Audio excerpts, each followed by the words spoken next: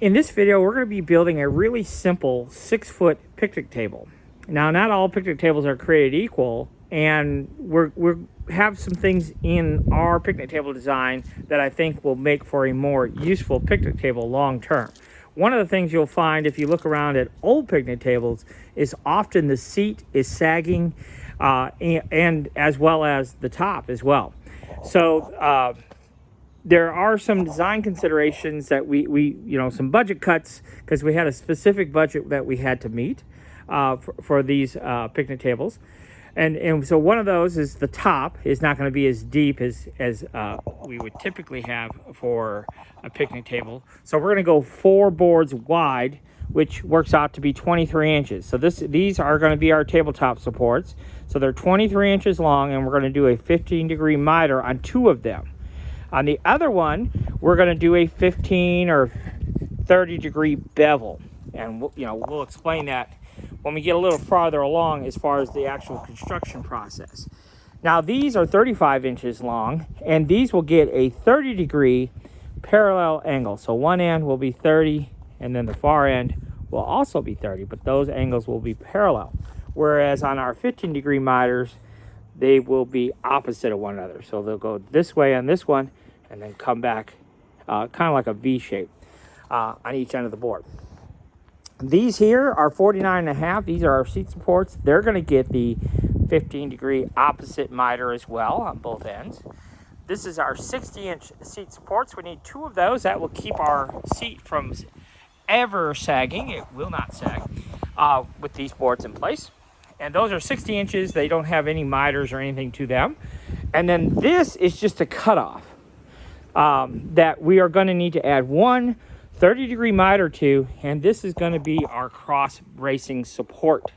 Okay, I've got all my other boards over there already cut, and we'll get to those momentarily. But basically what we did is we went to Lowe's and we bought 12-foot material, and so we're using 2x10s for our seats. So we just whacked that in half, and then we're using 2x6s for our top, and we just whacked those in half as well. Okay. Now, I'm making 2 of these tables, so that's why I have a little bit extra material over there, because I have to make 2 of them.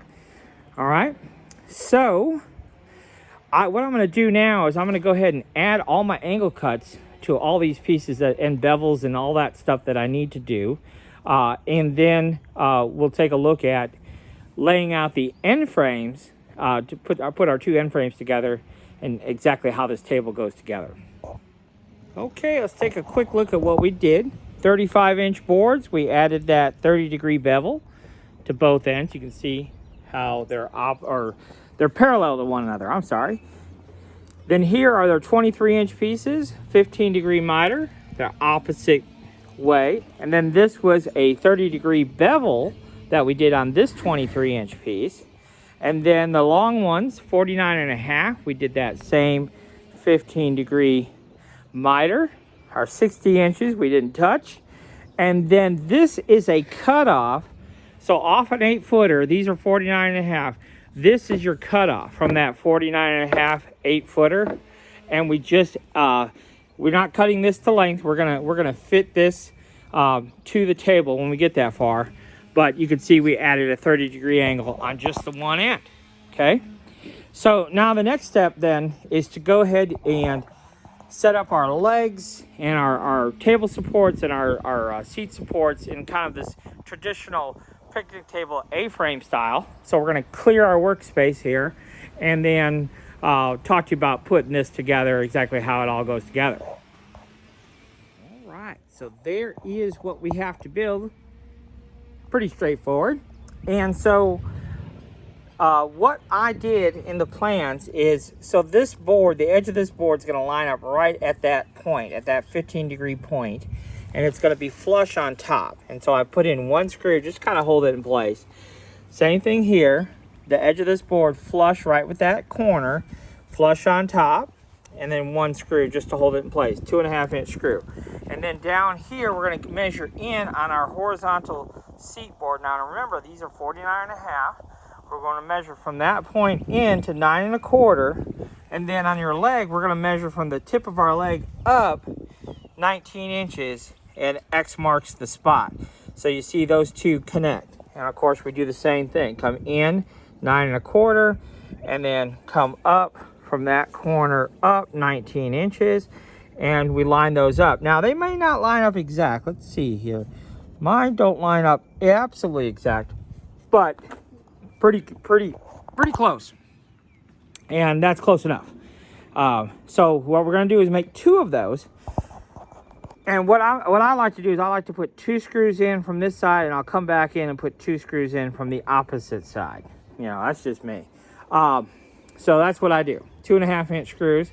We'll go ahead and make 2 of those, and then we'll move on to the next step. All right, so now we basically have to put our 2 halves together. And this is something that you do want to be mindful of how we're putting it together. So these basically become your inside. Where we have the screws, those will become the inside. And what I've done is I've measured in 3 7/8, and this is where our 60-inch pieces are going to connect our 2 frames here. Okay. So we come in 3 7/8, and you can see I've come in from this tip 3 7/8, so that 60-inch board is going to sit to the inside of this. And what that will do when we put our seat on top, then that is going to hit dead center of our 2x10 over there. And so therefore our seat won't be able to sag, because this 2x4 is going to hold that load just fine. So that is what we're going to do. Now it is probably a smart idea to have a helper. I do have helpers today, so it's going to be pretty easy to do. But if you didn't have a helper, you know, you could put a little board on the bottom and set this on and lean this up against a wall or something, and you could do it yourself. But like I said, I do have helper here that's going to make this process a little bit easier. So let me go ahead and get those 2 connected, and then we'll kind of move on to the next step here. All right, so now that we have our 60-inch piece in place, we're going to go ahead and put our 2x10s in place, and we're going to even out the overhang, and we'll get that done, and then we'll come back to you. All right, now this is another design consideration that I really like to do. I like to use 2x10s for the seats. I don't know, it's just my preference. You'll see a lot of picnic tables use 2 boards. I just like the 2x10s. And cost-wise, I don't think there's much cost difference if you use a 2x10 versus 2 2x6s. But notice that seat is completely supported by that horizontal board. Now, the other design consideration, by doing this horizontal board, what you'll find, and it's a little difficult to explain, but if you look at a traditional picnic table, they'll have this angled brace, okay? And we're going to do that possibly on this. Remember that board I was talking about was a cutoff, and I added a 30-degree angle? I may not wind up using that, because this horizontal board that we added underneath the seats, and you can see we have 3 screws here, and then we have 1 screw in the middle that's catching that horizontal board, and then 1 in between basically those sets of screws, right?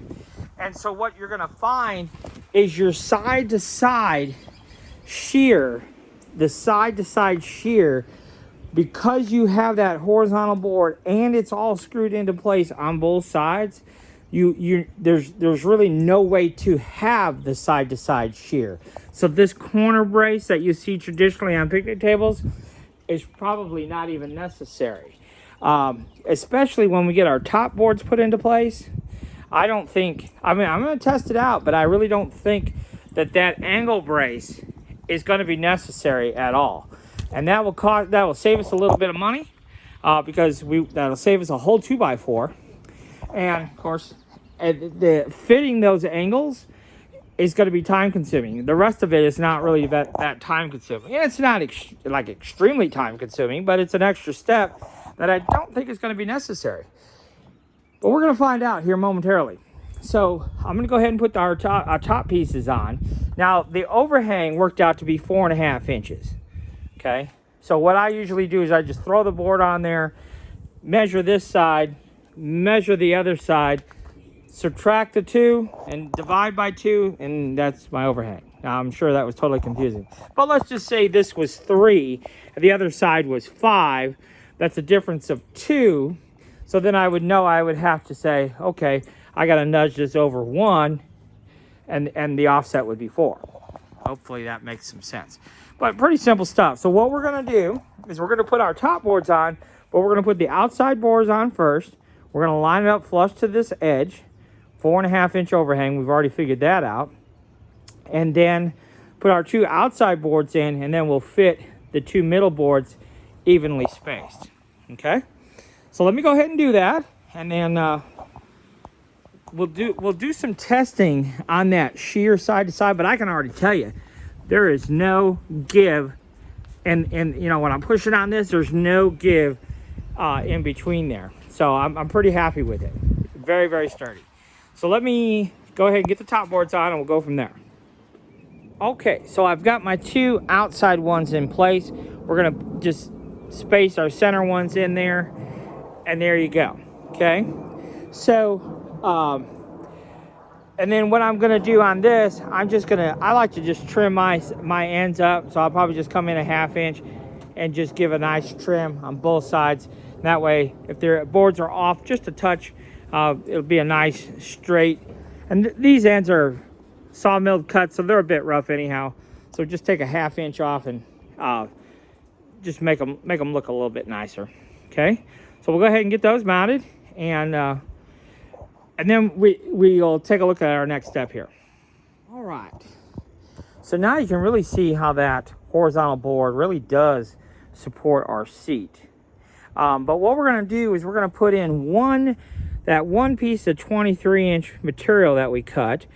So I've measured the spacing between my legs, and right dead center worked out to be 28.5.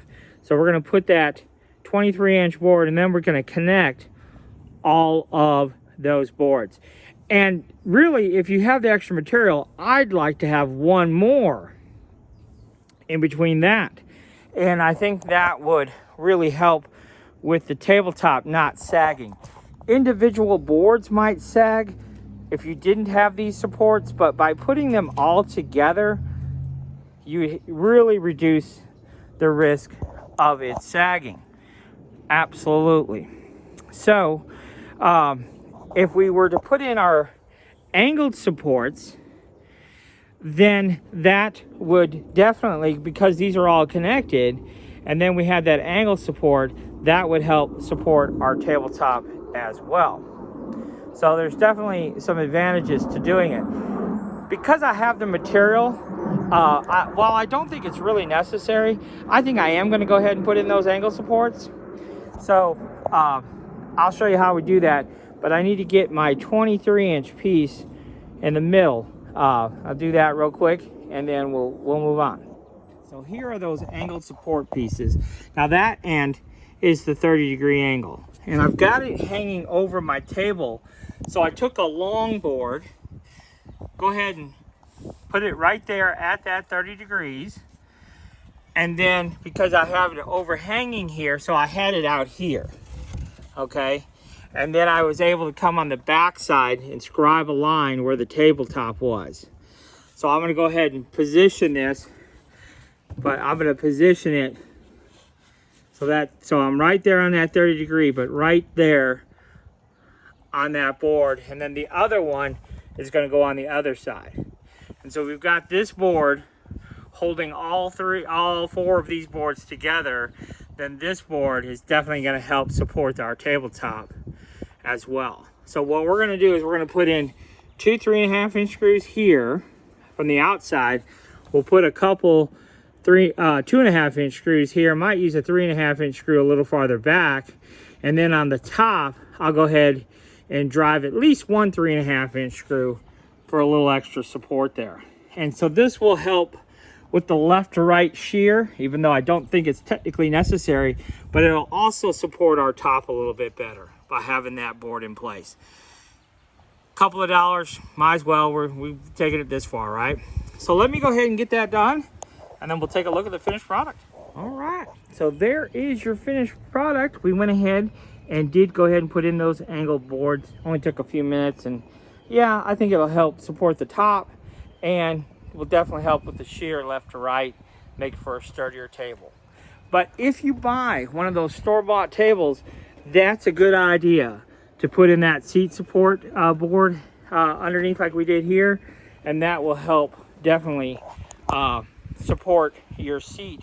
And also, if it doesn't have this cleat in the center that we put to connect all those boards, good idea to at least add those two components to your store-bought table, and that will definitely make it much sturdier for you. So that's it for this one. Remember, we do have all the plans available in our Facebook store. We give you the plans for this 6 foot, but also the 8, 10, and 12 foot versions of this table. So you have all sizes of the table available to you. And I will tell you, the big 8, 10, and 12 foot versions are real popular because you cannot get those at your local big box store. Usually it's just the 6 footers. Okay, so hope you enjoyed this one, and thanks for watching.